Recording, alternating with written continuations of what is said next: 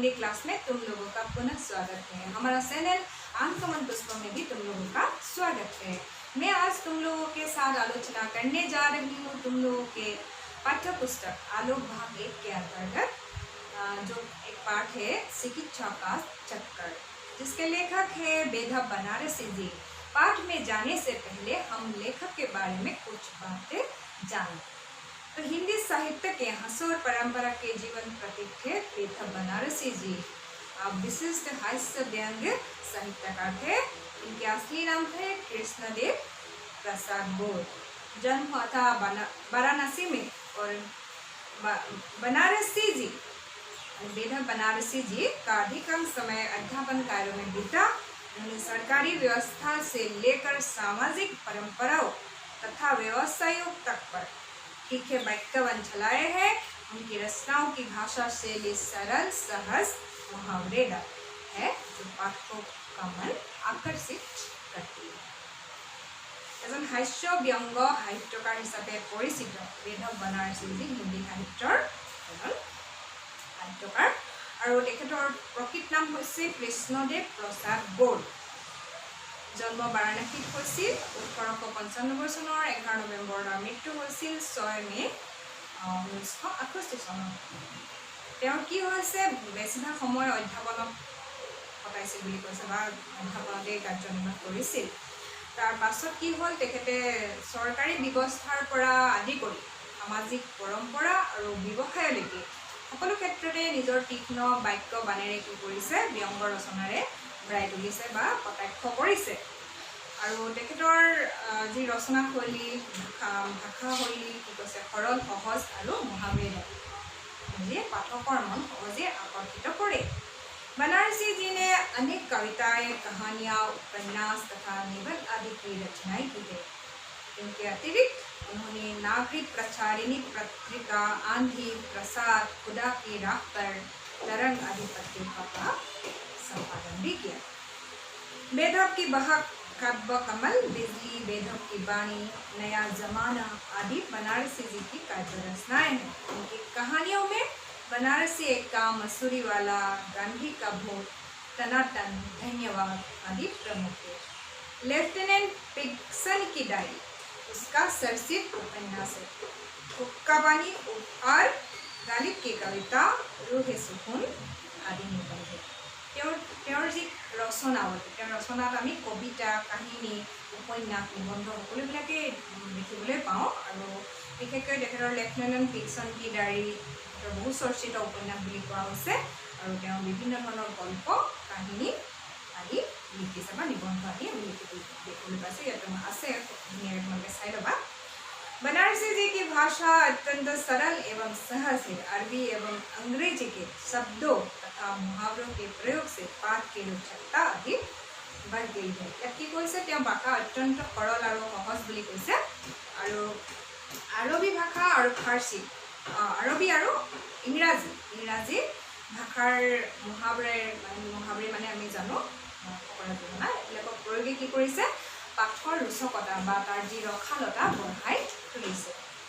चिकित्सा का चक्कर पाठ में बनारसी जी ने अपने देश में प्रचलित लगभग सभी प्रकार की चिकित्सा पद्धतियों से चिकित्सा करने वाले चिकित्सकों वैद्यों हकीमों तथा ओझाओं पर अच्छा खासा व्यंग किया है। इसके अतिरिक्त लेखक के मित्रों एवं सगे संबंधियों इन सलाह नुस्खों के साथ साथ चिकित्सकों एवं वैद्य हकीमों की हाव भाव तथा पोशाकों पर भी कटाक्ष किया है। तो কি কৰিছে চিকিৎসা का চক্কৰ এই পাঠটো মানে চিকিৎসাৰ যি এটা মানে পৰিক্ৰমা সেই পৰিক্ৰমাটোৰ কথা কৈছে। চিকিৎসাৰ এটা যি পৰিক্ৰমা তেওঁ চলাইছিল সেই তাৰ বিষয়ে ইয়াত উল্লেখ কৰিছে পাঠটিত। আৰু আমাৰ দেশৰ বিভিন্ন চিকিৎসা পদ্ধতি আয়ুৰ্বেদ হওক বা এলোপেথিক আয়ুৰ্বেদিক হোমিওপেথিক এই সকলোবিলাক প্ৰায়বিলাক চিকিৎসাৰ কথা ইয়াত উল্লেখ কৰা হৈছে। আৰু সকলোবিলাকৰ দৰৱ তেওঁ খাইছিল কেনেকৈ তেওঁ বেমাৰ কৰিছিল আৰু সকলোখিনি কথা আমি পাঠটিত পাম। लेखक के बीमार पड़ने पर उसके मित्र पड़ोसी एवं सगे संबंधी उन्हें देखने आते हैं और क्या क्या सलाह देते हैं उन्हें इस बात में हमको मिलेगा। और अंत में लेखक की दवा क्या होगी ये भी हमको इस पाठ में मिलेगा। तो आओ पाठ की ओर आगे बढ़ते हैं। मैं बिल्कुल हट्टा कट्टा आदमी हूँ। देखने में मुझे कोई भला आदमी रोगी नहीं कह सकता। मेरी आयु लगभग 35 वर्ष की है। लेखक की आयु लगभग 35 वर्ष की है। आज तक कभी बीमार नहीं पड़ा। लोगों को बीमार दिखता था तो मुझे बड़ी इच्छा होती थी कि किसी दिन मैं भी बीमार पड़ता तो अच्छा होता। यह तो न था कि मेरे बीमार होने पर भी दिन में 2 बार बुलेटिन निकालते, पर इतना अवश्य था कि मेरे बीमार पड़ने पर हंसले बिस्कुट, जिन्हें साधारण अवस्था में घर वाले खाने नहीं देते, दवा की बात और है, खाने को मिलते। तो लेखके কি ক'ব বিচাৰিছে बिल्कुल हट्टा कट्टा आदमी माने हठाम पुरुष एजन मुजने ক'ব বিচাৰিছে। उसकी उम्र कितनी है? लगभग प्राय 35 বছৰ। तो আজিলৈকে তেওঁ বেমাৰত ভোগা নাই আৰু যেতিয়া তেওঁ আনক বেমাৰত পৰা দেখে, लोगों को जब बीमार देखता है तो उसको भी ऐसा लगता है कि मैं भी बीमार पड़ूँ। তেওঁ মানে কি ভাবে যে আনে বেমাৰত পৰা দেখিলে তেওঁ ভাবে মই বেমাৰত পৰোঁ, মোৰ নকৰিয়ে চাবলৈ আহিব আৰু কি হ'ব। এনেকুৱা নহয় যে তেওঁ মানে গোটেই বাতৰি ওলাব তেওঁ বেমাৰ পৰিলে, সেই কথাটো কোৱা নাই। তেওঁ কৈছে যে মই যদি বেমাৰত পৰোঁ তেতিয়া মই হন্থলে বিস্কুট খাবলৈ পাম। এক প্ৰকাৰৰ বিস্কুটৰ নাম, যিটো সাধাৰণ অৱস্থাত খাবলৈ নিদিয়ে, বেমাৰী অৱস্থাত খাবলৈ দিয়া হয়, সেইটো মই খাবলৈ পালোহেঁতেন। यूडिक्लोन की सीसिया सिर पर कोमल करों से बीबी उड़ेल कर मलती, और सबसे बड़ी इज्जत तो यह थी कि दोस्त लोग आकर मेरे सामने बैठते और गंभीर मुद्रा धारण करके पूछते, कहिए बेधक जी कैसी तबीयत है, किसकी दवा हो रही है, कुछ फायदा है। जब कोई इस प्रकार की रोनी सूरत बनाकर इसे प्रश्न करता तब मुझे बड़ा मजा आता और उस समय में आनंद की सीमा के उस पार पहुँच जाता। तो लेखके কি কল্পনা কৰিছে, তেওঁৰ যেতিয়া বেমাৰ হ'ব তেতিয়া কি হ'ব, পত্নীয়ে ইউডিক্লোন এটা মলমৰ কথা কোৱা হৈছে। ইউডিক্লোন এই মলমৰ অলপ অলপ উলিয়াই তেওঁ কোমল হাতেৰে কি কৰিব, তেওঁৰ মালিচ কৰিব, মূৰত মালিচ কৰিব। আৰু ডাঙৰ ইচ্ছা এইটোৱে যে বন্ধুবৰ্গ তেওঁৰ ওচৰলৈ আহি গম্ভীৰ মুদ্ৰাৰে তেওঁ ক'ব যে কেনেকুৱা আপোনাৰ খবৰ কি, এনেকৈ তেওঁ পুছতাছ কৰিব বা তেওঁ খবৰ খাতি ল'ব, সেই ইচ্ছা প্ৰকাশ কৰিছে। আৰু তেতিয়া তেওঁ কি কৰিব, তেওঁ কেনেকুৱা লাগিব, যে আপুনি ইমানেই মজা লাগিব, ইমানেই আনন্দ, তেওঁৰ সীমাহীন আনন্দ উপভোগ কৰিব বুলি लेखके কৈছে। हाँ तो एक दिन मैं हॉकी खेल कर आया, कपड़े उतारे, स्नान किया, शाम को ही भोजन कर लेने की मेरी आदत है, पर आज मैच में रिफ्रेशमेंट जरा ज़्यादा खा गया था, इसलिए भूख न थी। श्रीमती जी ने खाने को पूछा, मैंने कह दिया कि आज स्कूल में मिठाई खाकर आया हूँ, कुछ विशेष भूख नहीं है। उन्होंने कहा, विशेष ना सही, साधारण सही।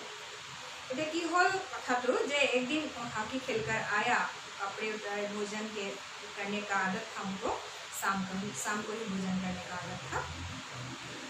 तो मैच में जब हॉकी मैच खेल रहे थे तो उनको रिफ्रेशमेंट ज़्यादा हो गया। মানে কি কৈছে যে যেতিয়া হকি খেলি আহিলে তেওঁ গধূলিয়ে যিহেতু খাদ্য লোৱাৰ অভ্যাস আছে আৰু সেইকাৰণে তেওঁ গধূলিয়ে খাদ্য খায়, কিন্তু মানে কি হ'ল সেইদিনা খেলত তেওঁ বেছিকৈ ৰিফ্ৰেছমেণ্ট খাই আহিলে বা জলপান খাই আহিলে, আৰু সেইকাৰণে কি হ'ল তেওঁৰ ভোক নাছিল। কিন্তু শ্ৰীমতী মানে পত্নীৰ কথা কৈছে, তেওঁ কৈছে যে অলপ খাই লওক।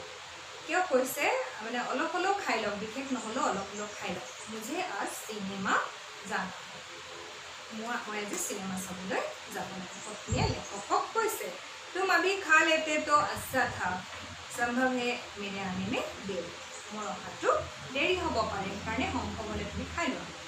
मैंने फिर इनकार नहीं किया, उस दिन थोड़ा ही खाया। 12 पूरियाँ थी और वही रोज वाली 8 पाव मलाई। खास उठने के बाद पता चला कि प्रसाद जी के यहाँ से बाग बाजार का रसगुल्ला आया है। रस तो होगा ही, कल तक संभव है कुछ खट्टा हो जाए। चाह रसगुल्ले निगल कर मैंने चारपाई पर धरना दी। रसगुल्ले छायावती कविताओं की भांति सूक्ष्म नहीं थे, स्थूल थे। तो लेखके কি কৈছে যে মই মানা নকৰিলোঁ আৰু মই খাদ্য গ্ৰহণ কৰিলোঁ। তাত কি আছিলে, তেওঁ খাদ্যৰ 12টা পৰি আছিল আৰু সদায় খোৱাৰ দৰে আধা পোৱা মলাই বুলি কৈছে। আৰু তাৰ লগতে কি আছিল প্ৰসাদজীৰ তাৰ পৰা অহা প্ৰসাদ মহাশয়ৰ তাৰ পৰা অহা ৰসগোল্লা বাগবাজাৰৰ ৰসগোল্লাৰ কথা কৈছে যিটো স্থূল মানে ডাঙৰ আকাৰত ডাঙৰ কিন্তু সৰু নহয় সূক্ষ্ম নহয় কৈছে ইয়াত ছায়াবাদী কবিতাৰ লগত তুলনা কৰিছে যে ছায়াবাদী কবিতাৰ দৰে সি ডাঙৰ বুলি কৈছে মানে আকাৰত और तारे केटा रसगुल्ला তেওঁ খালে ইতিমধ্যে 6টা रसगुल्ला अच्छा रसगुल्ले निगल गए और चारपाई पर सो गया और चारपाईखনত শুই থাকিলে एकाएक 3 बजे रात को नींद खुली नाभि के नीचे दाहिनी और पेट में मालूम पड़ता था कोई बड़ी बड़ी चूड़ियाँ लेकर पोंछ रहा है परंतु मुझे भय नहीं मालूम हुआ क्योंकि ऐसे ही समय के लिए औषधियों का राजा रोगों का रामबाण अमृत धारा की एक शीशी सदा मेरे पास रहती है मैंने तुरंत उसकी कुछ बूंदे पान की दोबारा दवा पी दोबारा तो लेखक ने क्या किया कि रात को 3 बजे उसकी नींद खुली राति अर्थात राति माने 3 बजात की हल चकु माने खुल खाले तो कैसे टोपनी भागिल और तेतिया नाभिर किछु हूँ साइडे फाले कि हल पेटत एनेकुवा हल जे डाঙर डाঙर बेजी लैहे जेन कोनोबाय खुचिसे यात माने এটা কথা হৈছে যে লেখকে যেহেতু ব্যঙ্গ লেখক তেওঁ আৰু ব্যঙ্গাত্মক দৃষ্টিভংগীৰে গোটেই পাঠটো আমাৰ মাজলৈ লৈ আহিছে কাৰণে কৈছে যে ডাঙৰ ডাঙৰ বেজি লैहे যেন খুচিছে परंतु मुझे भय नहीं मालूम हुआ তেতিয়া কিন্তু তেওঁ ভয় নেখালে আৰু সেইখিনি সময়ত তেওঁৰ হাতত থাকে ঔষধি ৰজা ৰোগৰ ৰামবাণ মানে যেটো খালে মানে ভাল হৈ যায় হঠাতে আৰু অমৃত ধাৰা দৰবিদৰ নাম কি কৈছে অমৃত ধাৰা বুলি কৈছে তাৰ এটা বটল আছে আৰু তাৰ কিছু টোপাল তেওঁ খাই দিছে দুবাৰা दवा पी तीबार दुबार खाइसे तीनिबार লৈকে খাইছে পিত্वा पुनः पित्वा আৰু পি খাইছে পুনৰ পি খাইছে মানে এই কথাটোৰ কথা কৈছে कि सार्थकता उसी समय मुझे मालूम हो प्रातःकाल होते होते शीशी समाप्त हो दर्द में किसी प्रकार की कमी न हो प्रातःकाल एक डॉक्टर के यहाँ आदमी भेजना पड़ा तो लेखक के साथ क्या हुआ कि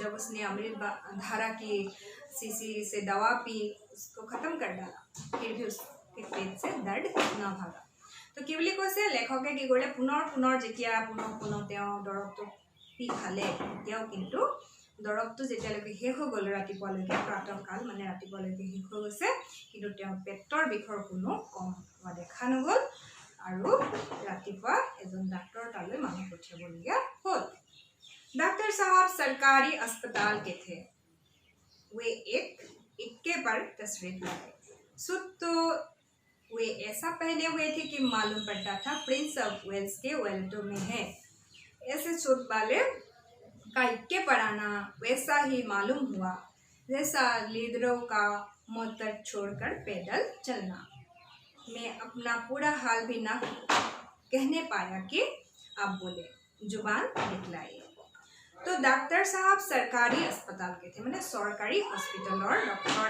आसिल और তেওঁ এখন ইকে মানে ঘোড়া গাড়ীত আহিছিল আৰু এনেকুৱা সুট পিন্ধি আহিছিল বুট কৰি আহিছে ধুনীয়াকৈ আহিছে যে ৰাজকুমাৰৰ ঘৰৰ কোনোবা বা ৰাজকুমাৰৰ কৈছে কোনোবা সামগ্ৰীৰ গতে তেওঁ লাগিছে মানে ৱালেটৰ কথা কৈছে ইয়াত प्रिंस ऑफ वेल्सर वालेटर লাগিছে বুলি কৈছে আৰু ऐसे सूट वाले का इक्के पर आना वैसा मालूम हुआ जैसे लीडरों का मोटर छोड़कर पैदल चलना जेनेके लीडर बिलाके मोटर गाड़ी एरी माने खुसकाৰি যায় তেনেকে তেওঁ এনেকুৱা সুট বুট কৰি আহিছে আৰু এখন ঘোড়া গাড়ীত আহিছে তেওঁ মানে সেই বস্তুটো ওনি কৰা নাই বুলি তেওঁ ব্যাখ্যা কৰিছে मैं अपना पूरा हाल भी ना कहने पाया था कि आप बोले जुबान दिखलाइए प्रेमियों को जो मजा प्रेमिकाओं की आंख देखने में आता है शायद वैसा ही डॉक्टरों को मरीजों की जिद देखने में आता है डॉक्टर महोदय मुस्कुराए बोले घबराने की कोई बात नहीं है तो কি কৈছে ইয়াত লেখকে ব্যঙ্গাত্মক দৃষ্টিৰে যেটো লেখাটো প্ৰস্তুত কৰিছে আৰু কাৰণে সকলো কথা আমি ব্যঙ্গাত্মক দৃষ্টিৰে প্ৰস্তাৱন কৰা দেখিবলৈ পাইছোঁ আৰু কি কৈছে তাত যে এটা কথা কৈছে যেতিয়া ডাক্তৰজন আহিল তেওঁ প্ৰথমে জিভাখন চাব বিচাৰিলে প্ৰেমিকাৰ চকু চাই যিহেতু প্ৰেমীয়ে ভাল পায় সেইদৰে যি মজা পায় সেই মজাটো যেন ডাক্তৰে মানে ৰোগীৰ জিভা চাই ভাল পায় সেইটোৰ লগত তুলনা কৰা হৈছে মানে তাৰপিছত তাৰপিছত কি কৈছে আৰু डॉक्टर साहबे তেতিয়া হাঁহি মাৰি কৈছে যে আপুনি ভয় কৰাৰ কোনো কাৰণ নাই। दवा पीजिए 2 खुराक पीते पीते आपका दर्द वैसे ही गायब हो जाएगा। আপুনি অলপমান দৰৱ খাই মানে যিটো খুৰাক মানে ঔষধৰ যিটো মাত্ৰা পৰিমাণ 2-3 খালে আপোনাৰ ভাল হৈ যাব এনেদৰে কৈছে।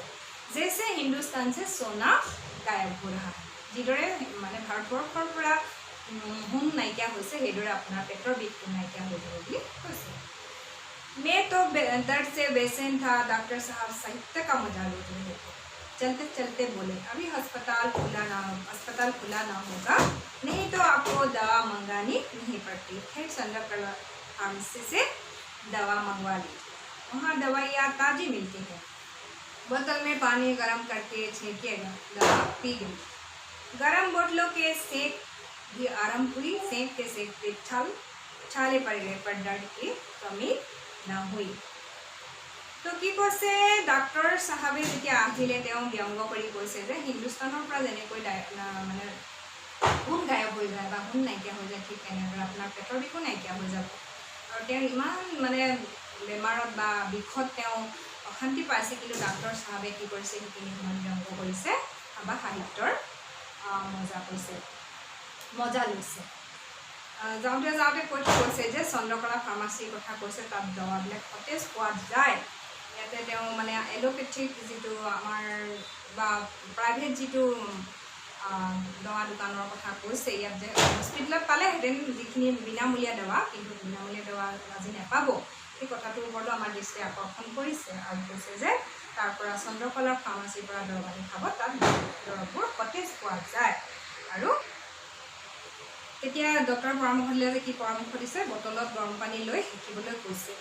दवा पी गई, गरम बदलों के सेक भी आरंभ हुई, सेकते सेकते छाले पड़ गए पर दर्द में कमी ना हुई। तो কি হ'ল তেতিয়া যে গৰম বটলেৰে যেতিয়া হেক ল'বলৈ আৰম্ভ কৰিলে লেখকে, এতিয়া হেকুতে তেওঁৰ এনেকুৱা এটা অৱস্থা হৈছে যে পেটৰ ছালো ছিগি গৈছে, কিন্তু তেওঁৰ বিষ পাতলা নাই। दोपहर हुआ, शाम हुई, पर दर्द ने मुझसे ऐसा प्रेम दिखलाया कि हटने का नाम दूर। लोग देखने के लिए आने लगे, मेरे घर पर मेला लगने लगा। ऐसे ऐसे लोग आए कि कहाँ तक लिखूं। हाँ, एक विशेषता थी, जो आता था एक ना एक नुस्खा अपने साथ लेता आता था। किसी ने कहा अजी कुछ नहीं, हींग पिला दो। किसी ने कहा चूना खिला दो। खाने के लिए सिवा जूते के और कोई चीज बाकी नहीं रह गई जिसे लोगों ने न बताई। तो लेखक को जब देखने आता था लोग, तो अपने साथ एक नुस्खा लेकर आता था। नुस्खा माने कि सलाह माने परामर्श দিব বিচাৰে সকলোৱে। আমাৰ ক্ষেত্ৰতো তেনেকুৱা হয়, কাৰোবাৰ ৰোগ হ'লে সকলোৱে পৰামৰ্শ আগবঢ়ায়। লেখকৰ ক্ষেত্ৰতো তেনেকুৱা হৈছে যে দুপৰীয়া হ'ল, গধূলি হ'ল, আৰু কিন্তু তেতিয়ালৈকে মানে তেওঁ ইমান ধুনীয়াকৈ উপস্থাপন কৰিছে ব্যংগাত্মক দৃশ্যে, কৈছে যে মোৰ বেমাৰটোৱে মানে পেটৰ বিষটোৱে এনেদৰে মোৰ লগত প্ৰেম কৰি আছে যে আঁতৰি যোৱাৰ কোনো নামেই নলয়। আৰু কৈছে যে এতিয়া মানুহে মোক চাবলৈ আহিছে, মোৰ ঘৰত মানুহৰ মেলা লাগিছে, আৰু কৈছে যে এনেকুৱা লোক আহিছে, কি লিখিম। লেখকে কৈছে যে মই বিভিন্ন ধৰণৰ মানুহ তেওঁক চাবলৈ আহিছে, আৰু সকলোৱে কি কৰিছে এটা পৰামৰ্শ নুস্খা লৈ দিছে তেওঁৰ বাবে।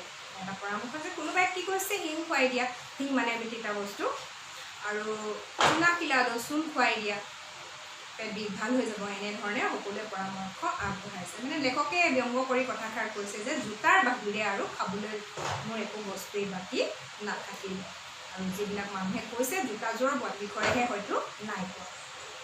तो विद्यार्थियों, आशा करती हूँ तुम लोगों को यह पाठ्यांश समझ में आई होगी। पाठ बड़ा लंबा है, इसलिए मैं 3 भागों में इसे बांटना चाहती हूँ, और 3 भागों में तुम लोगों के लिए आलोचना लेकर आऊँगी। आगे की आलोचना के लिए